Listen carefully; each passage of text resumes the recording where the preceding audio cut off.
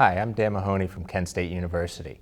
I worked on an essay on program rankings in sports administration with my co-authors Anita Moorman and Marion Hambrick from the University of Louisville and Tim DeShriver from the University of Delaware. I think this was really an interesting one for us to do because all of us had our concerns about program rankings, and in fact for me one of the most interesting things I think in the paper was looking at the history of rankings in academia, and really the conclusion that you draw is that there's flaws in all of them, that none of them are really perfect and all had their problems.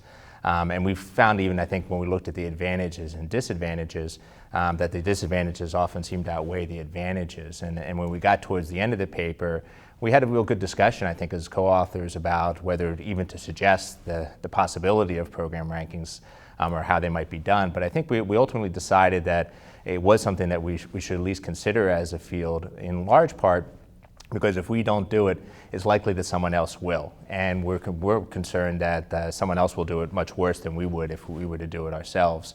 In fact, it was interesting, just the other day I found online a ranking of the best 10 programs in sport management at the undergraduate level, and I have no idea how they came up with any of that. So what we tried to do in our suggestions relative to program rankings was try to do things that would make it as useful as possible and reduce the damage as much as we could, even understanding again that anything that I think was developed would be somewhat flawed. So I hope you enjoyed the essay and find it useful. Thanks.